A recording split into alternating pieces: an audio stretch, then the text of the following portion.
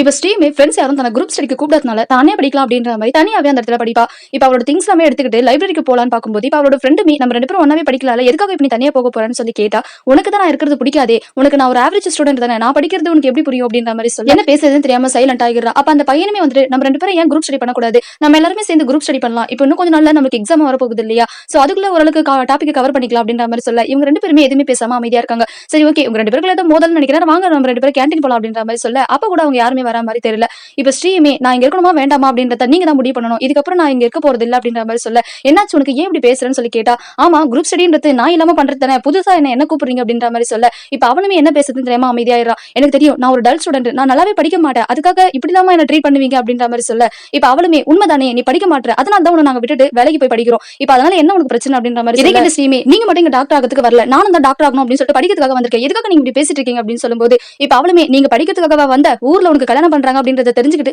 அங்கிருந்து வீட்டை விட்டு ஓடி வந்துட்டு இப்ப வந்து படிக்கிற அப்படின்ற மாதிரி சொல்றேன் அந்த பொண்ணுமே பேச இதை கேட்ட உடனே இவளுமே மனசு உடைஞ்சு போயிடுறா. என்னோட அம்மா இந்த வருஷம் நான் கிளியர் பண்ணல அப்படின்னா கண்டிப்பா எனக்கு மேரேஜ் பண்ணி வச்சிருவாங்க அப்படின்ற மாதிரி சொல்ல இதை கேட்கிற அவளுமே உனக்கு மேரேஜ் பண்றதே பெட்டரான ஐடியா தான், நீ படிக்கிறதே வேஸ்ட் அப்படின்ற மாதிரி இதை கேட்டு அவளும் மனசு உடைஞ்சு போய் அங்க இருந்து போயிடுறா. இப்ப அந்த பையனுமே நம்மளால ஃப்ரெண்ட்ஸ் எதுக்காக நீ இப்படி பேசிட்டு இருக்க அந்த பொண்ணு கிட்ட அப்படின்னு சொல்லி கேட்டா அந்த பொண்ணு ஒரு கொஸ்டின் பேப்பர் எடுத்து அவன் மூஞ்சிலே விசிட்டு இங்க பாரு நீ என்னோட ஃப்ரெண்டா, நீ எந்த வகையில எனக்கு ஃப்ரெண்ட் ஆக முடியாது, நீ எவ்வளவு ஒரு சீப்பஸ்ட் ஆள் அப்படின்றத இதை பார்த்த உடனே தெரிஞ்சு போச்சு அப்படின்ற மாதிரி அந்த பையனுமே அனுப்பி விட்டு இப்ப அந்த பையன் அந்த பொண்ணு கிட்ட எவ்வளவு பேசணும் ட்ரை பண்ணாலும் கூட அந்த பொண்ணு கொஞ்சம் கூட இடம் கொடுக்கவே மாட்டா. இப்ப அந்த பொண்ணு கிட்டயுமே நான் இதை வேணும்னே பண்ணல, நான் படிக்கிறதுக்காக தான் பண்ண அப்படின்ற மாதிரி சொல்ல உன்னோட படிப்பு ஆட்டிடியூட நீயே வச்சுக்கோ, இதுக்கப்புறம் என்கிட்ட பேசாத, என்னோட ஃப்ரெண்ட்ஸ் லிஸ்ட்ல இதுக்கப்புறம் நீ இல்லவே இல்ல, இங்க யாருமே எனக்கு ஃப்ரெண்டும் கிடையாது அப்படின்ற மாதிரி அந்த பொண்ணுமே அங்க இருந்து போயிடுறா. இப்ப அந்த எக்ஸாம்க்கான நாளுமே வருது, எல்லாருமே இந்த டெஸ்ட் நல்லா பண்ணுங்கன்னு சொல்லிட்டு அந்த சாருமே கொஸ்டின் பேப்பர் கொடுக்க எல்லாருமே டெஸ்டையும் முடிச்சிட்டு வெளியிலயும் வந்துடுறாங்க. இப்ப அந்த பசங்க எல்லாருமே கேண்டீன்ல உட்காந்துக்கிட்டு எப்படி பண்ணுமோ தெரியல, ரிசல்ட் என்ன வரப்போகுதுன்னு தெரியல அப்படின்னு சொல்லிட்டு பயந்துகிட்டு இருக்க. இப்ப எல்லாருக்குமே ரிசல்ட்டும் வருது, எல்லாருமே நல்ல மார்க்கும் ஸ்கோர் பண்ணிருக்காங்க. இப்ப ஸ்ரீ அந்த பையனுமே என்ன மார்க் அப்படின்னு சொல்லி கேட்டா அந்த பொண்ணு எதுவுமே பேசாம அங்க இருந்து அமைதியா போயிடுவா.